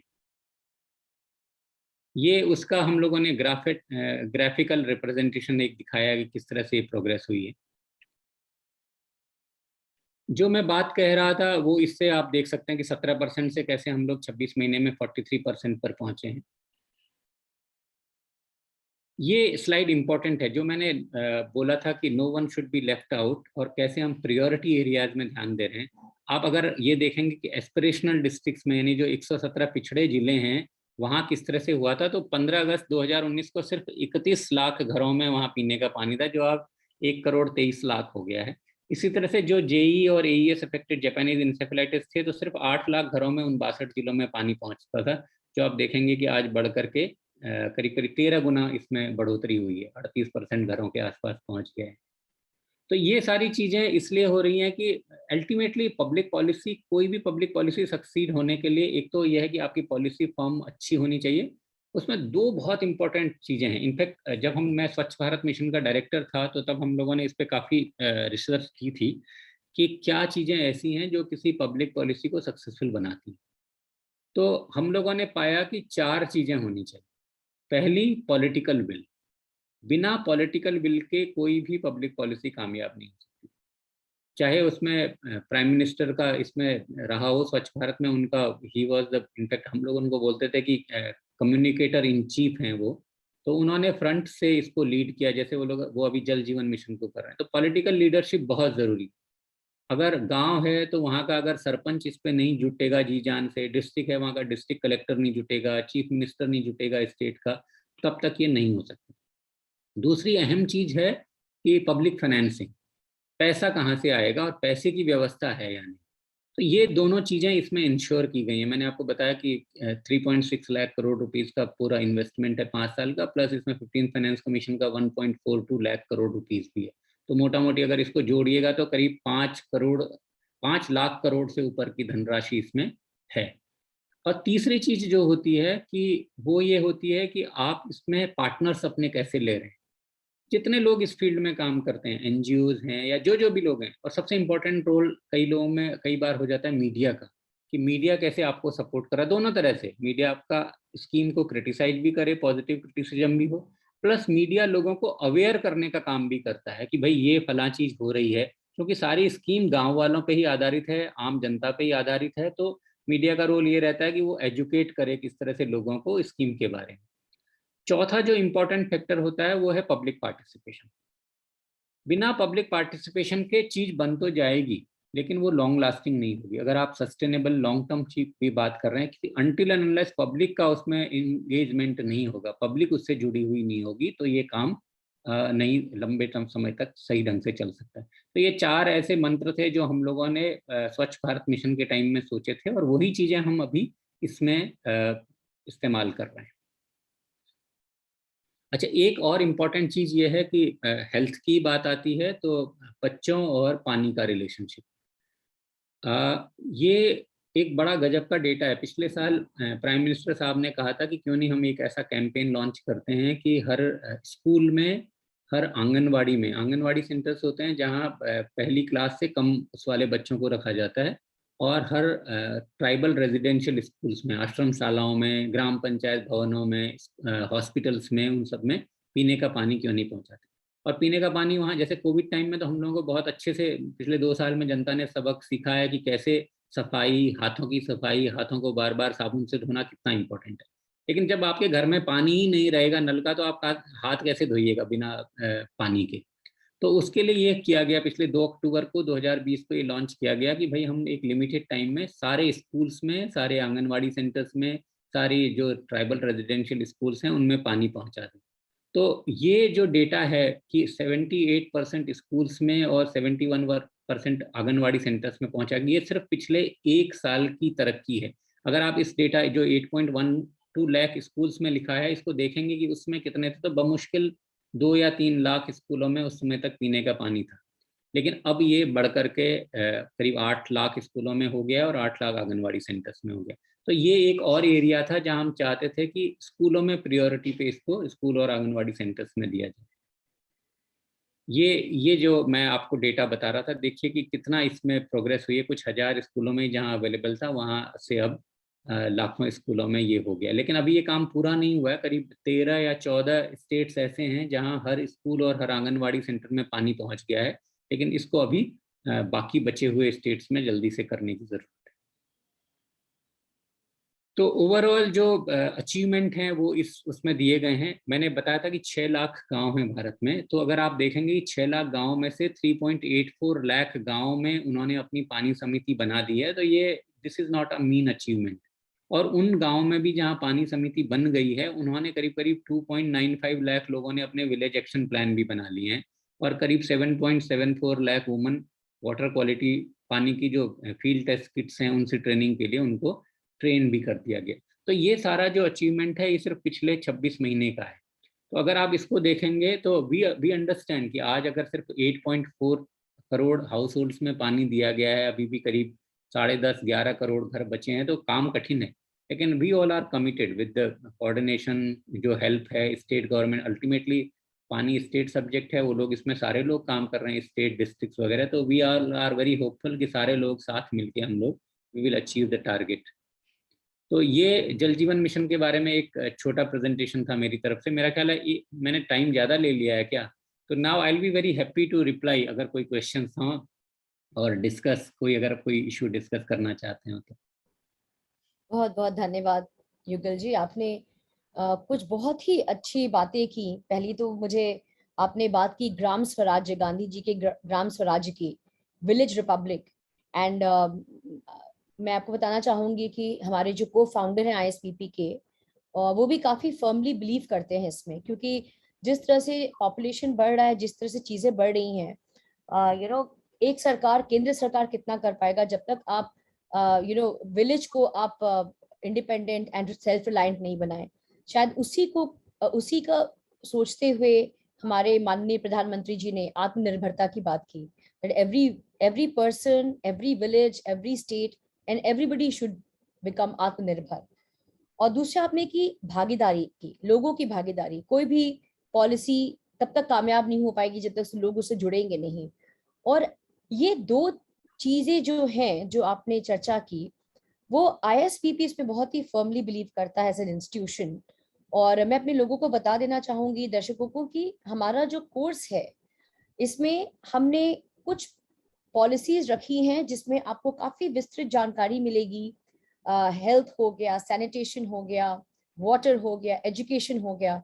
एक हमारा सब्जेक्ट है करंट लॉज एंड पॉलिसीज पे, और जिस पे जब आप ये पढ़ेंगे तो आपको वर्कशॉप्स कराया जाएगा इन पॉलिसीज पे, and you deep dive into these policies. समय की सीमा तो हम पार कर चुके हैं, पर कॉन्वर्सेशन इतना इंटरेस्टिंग है कि अब कुछ हम प्रश्न लेते हैं। अविनाश जी हमसे पूछना चाह रहे हैं कि स्वच्छ पेयजल के संदर्भ में बनने वाली नीतियों में स्थानीय लोग अपनी योगदान कैसे दे सकते हैं? क्या इसके लिए युवाओं को आईएएस बनना या सिविल सर्विसेज को ज्वाइन करना आवश्यक है? क्या एकमात्र तरीका है कि और भी कुछ करियर ऑप्शंस हैं यदि लोग इस नीतियों में अपना योगदान देना चाहें या जुड़ना चाहें? नहीं, आजकल तो इनफैक्ट कई बार क्या हुआ है, जब हम लोग बहुत एक्सटेंसिवली टूर करते हैं गाँवों के, जी। तो आप यकीन नहीं करेंगे कि जो नए नए सरपंच हैं बहुत युवा और पढ़े लिखे सरपंच हैं। तो ऐसा नहीं है कि इसी तरीके से किया जाता। कई लोग इतने कमिटेड लोग, अच्छे पढ़े लिखे लोग अभी सरपंच बन रहे हैं और वो इतना बढ़िया योगदान दे रहे हैं गाँव की तरक्की के लिए कि आप यकीन नहीं करेंगे। तो और गांव वाले कैसे योगदान दे सकते हैं? जैसे मैंने बताया कि जो विलेज वाटर सैनिटेशन कमेटी है, अल्टीमेटली गांव की स्कीम है, गांव को ही चलाना है।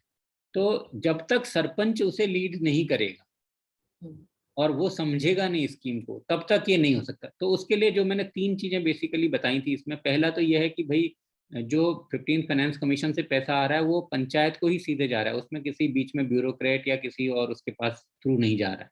तो पंचायत को ये प्लान बनाना है कि वो कैसे इसमें सोर्स ऑगमेंटेशन करेगा, जो इन विलेज इंफ्रास्ट्रक्चर है पानी का, उसकी देखभाल कैसे करेगा।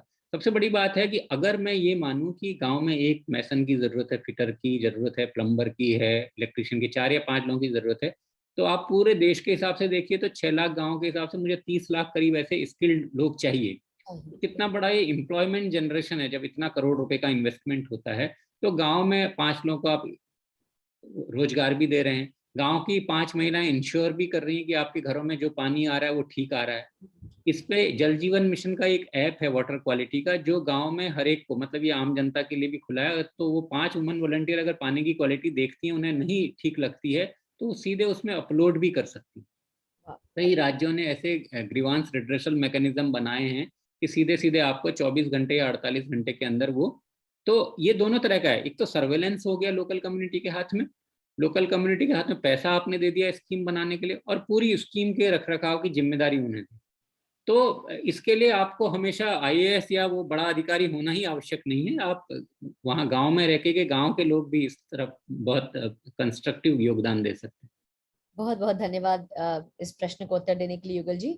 इनफैक्ट लोक नीति पाठ्यक्रम जो डिजाइन किया गया है, इसी मद्देनजर से डिजाइन किया गया है कि आप कुछ ऐसी स्किल्स सीख के जाएं यहाँ इस पाठ्यक्रम के द्वारा कि you can change your career trajectory.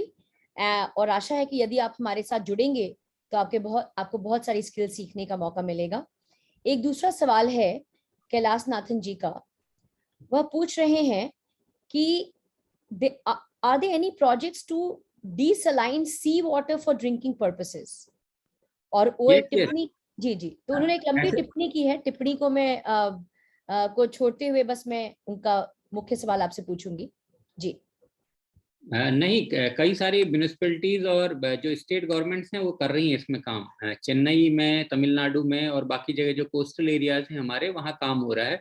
तो मेरे को लगता है अगर आप इस बारे में ज़्यादा जानकारी करना चाहें तो उनकी जो तमिलनाडु या उनके स्टेट जो बॉर्डर वाले डिपार्टमेंट हैं वहाँ ये जानकारी अवेलेबल हो रहा है। भारत में भी काम है डिसैलिनेशन का। अभी इनफैक्ट एक कई सारे स्टेट गवर्नमेंट्स ने डायरेक्टली बाहर लोगों के साथ इस तरह के एमओयूज वगैरह भी साइन किए हैं, टेक्नोलॉजी वगैरह के। कुछ प्राइवेट कंपनियां भी इस तरफ काम कर रही हैं। धन्यवाद युगल जी। एक मनीषा जी ने हाथ खड़ा किया। मनीषा जी, आप कुछ पूछना चाहती हैं? तो एडमिनिस्ट्रेटर आप उनको प्लीज अनुमति दे दें पूछने का। We can allow Manisha ji to ask her question directly, यदि वो कुछ पूछना चाहती हैं तो।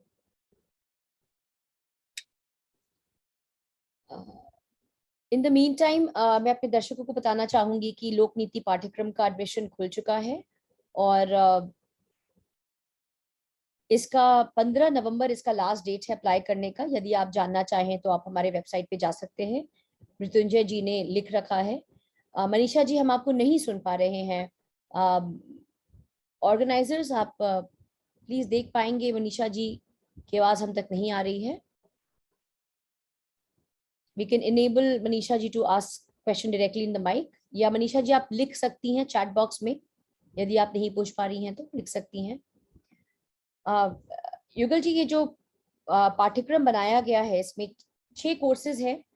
एक तो हो गया हमारा डेटा और मॉनिटरिंग एंड इम्पैक्ट इवैल्यूएशन।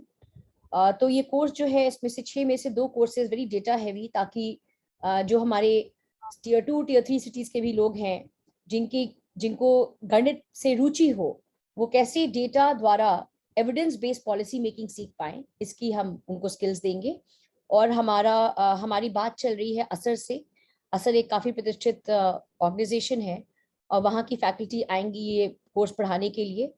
हम नीति आयोग के डीएमईओ से भी जुड़े हुए हैं और आशा है कि कुछ वर्कशॉप्स उनके माध्यम से भी होगा। और फिर एक है बिहेवियरल चेंज। तो बिहेवियरल इकोनॉमिक्स में काफी काम हो रहा है, खासकर इस बार सरकार पॉलिसी मेकिंग में एविडेंस और बिहेवियरल चेंज पे काफी जोर दे रही है। तो उसके लिए भी हमारे एक काफी उम्दा फैकल्टी हैं जिनकी खुद की संस्था है बीस्ट करके। वो काफी राज्यों के साथ काम कर चुके हैं पॉलिसी मेकिंग में, वो पढ़ाएंगे। एक थियोरी कोर्स मात्र एक है, politics, economics and politics of public policy, जो राजीव कपूर जी, जो लबासना के डायरेक्टर भी थे, रह चुके हैं और सेक्रेटरी थे काफी वेरियस मिनिस्ट्रीज में, वो पढ़ा रहे हैं। इस तरह करके हमने कोशिश की है कि हम एक्सपर्ट्स जो हिंदी में बोल पाए और हिंदी भाषियों से समझ पाए, उनको हम इस पाठ्यक्रम के माध्यम से जोड़ें।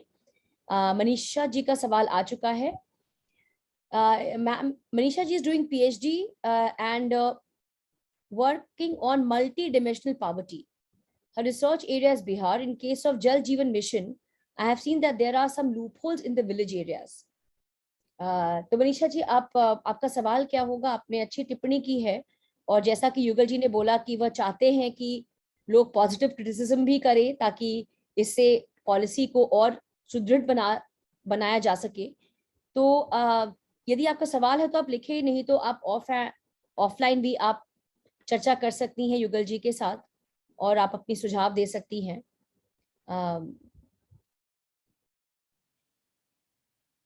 एक संजीव जी है, पूछ रहे हैं, electricity top up scheme changes the human sustainable behaviour, is water top up system to high rise building as long as they have the same effect? देखिए, हाई राइज बिल्डिंग वगैरह में, यानी जैसे जहां हम लोग रहते हैं, अगर हम लोग अपनी आसपास की कम्युनिटी या हाई राइज बिल्डिंग में ही देखें तो इसमें दो तरह की चीजें मेरे को दिखती हैं। नंबर एक कि हम लोग एज अ कॉमन सिटीजन, हम लोग कितना अवेयर हैं वाटर कंजम्पशन, वाटर कंजर्वेशन और जो हमारा वेस्ट वाटर जाता है उसके बारे में। कई बार आप लोगों ने ध्यान दिया होगा कि सिटीजन का थोड़ा सा इस तरफ को उदासीनता रहती है। दूसरा चीज ये है कि अभी कई सोसाइटीज में ये होने लगा है, जो इस तरह की हाई राइज बिल्डिंग वाली सोसाइटीज हैं, कि उन लोगों ने अपने यहाँ वेस्ट वाटर ट्रीटमेंट के लिए बड़े प्लांट्स वगैरह भी लगाए हैं। वहीं जैसे जिस सोसाइटी में मैं रहता हूँ उसमें मैं ये देखता हूँ कि जो भी ग्रे वाटर है वो लोग उसको वहीं ट्रीट भी कर रहे हैं, और जो उनकी गार्डनिंग वगैरह है, हॉर्टिकल्चर है, बाकी चीज़ों की साफ सफाई वगैरह में उसको इस्तेमाल भी कर रहे हैं। जो नए नए इस तरह की हाई राइज बन रही हैं उनमें अगर आप उनके कभी बेसमेंट में गए हों तो वहां आप तीन तरह की बड़े डिस्टिंक्ट लाइंस देख सकते हैं, पाइपलाइन जो ड्रेनेज की होती हैं। जैसे एक ब्लैक लाइन होगी जो ग्रे ब्लैक वाटर की होगी, जो आपके लैट्रिन वगैरह का फ्लश वाला पानी होगा। दूसरा अगर आप देखेंगे तो एक दूसरी लाइन होगी रेड कलर की, एक इस तरह से ग्रीन कलर की लाइन होती है। बेसिकली उसके चार उद्देश्य होते हैं कि एक पीने के पानी का लाइन होगा, एक ग्रे वाटर की लाइन होगी, सेपरेट करने लगे हैं जो लोग, और तीसरी ब्लैक वाटर की होगी, चौथी जो फायर उसके रहती है, फायर हाइड्रेंट वगैरह वाली जो एक लाल रंग की लाइन रहती है।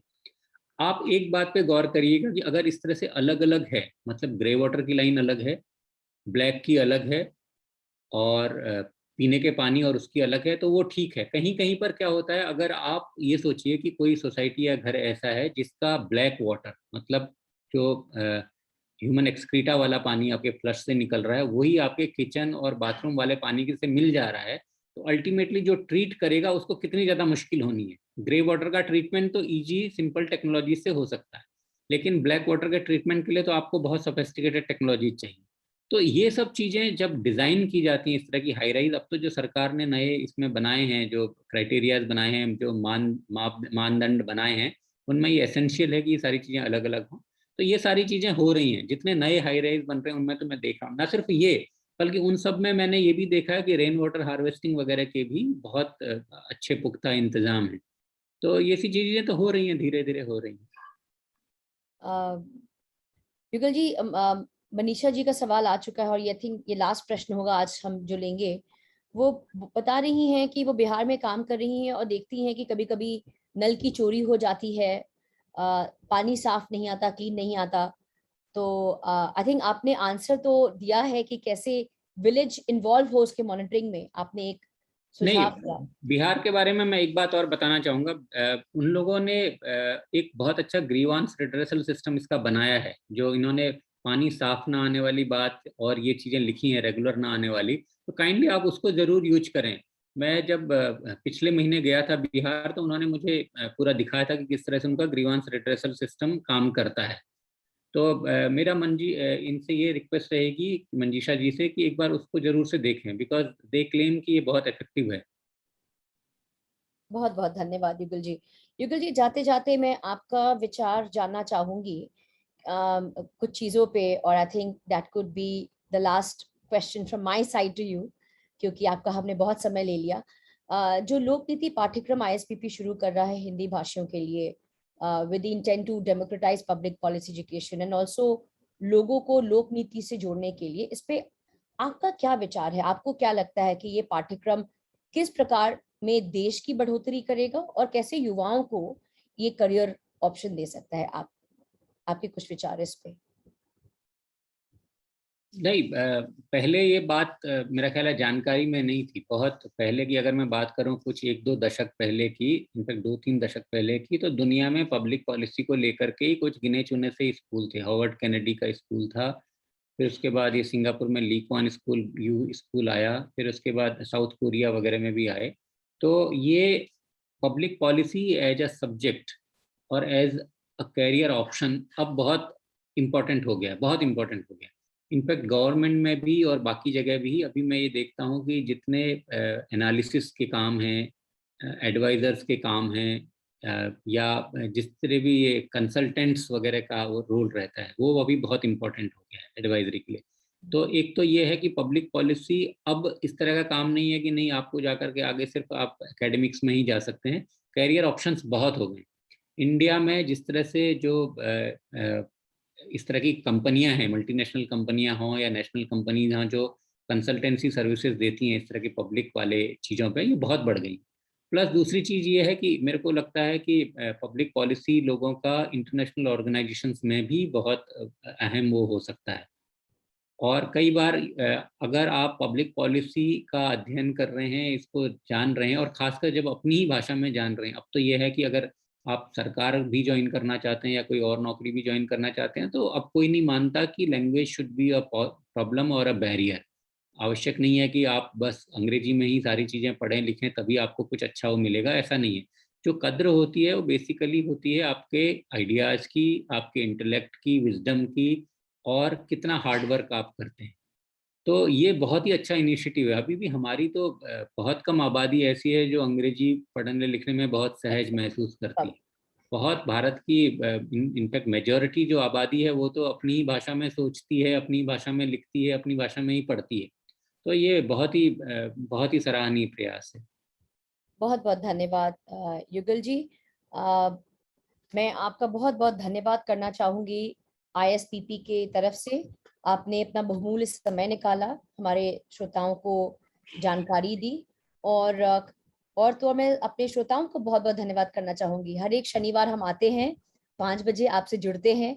दिवाली नजदीक आ रही है और आप दिवाली की शॉपिंग को स्किप करके आप हमारे साथ बैठे हैं, इसके लिए बहुत बहुत धन्यवाद। अगली शनिवार हम मिलेंगे सेम टाइम पे, और अगली शनिवार हमारे गेस्ट रहेंगे श्री राम माधव जी। हम चर्चा करेंगे उनकी किताब के बारे में और उनके विचार पब्लिक पॉलिसी के कुछ एरियाज पे। और फिर से आपकी कोई भी अगर आज प्रश्न हो जो रह गई हो, जो युगल जी से आप पूछना चाहे हो, आप प्लीज मेल करें। और मेरी कोशिश रहेगी कि मैं उन प्रश्नों का उत्तर आपको मेल द्वारा दूं। युगल जी बहुत बहुत धन्यवाद, आपने अपना समय निकाला, और आशा है कि आपका सहयोग हमारे साथ बना रहेगा। बहुत बहुत धन्यवाद। Thank you very much. बहुत धन्यवाद मुझे आमंत्रित करने के लिए। Happy Diwali to you and everybody there in IIPP as well as all the listeners. Thank you. Thank you. धन्यवाद।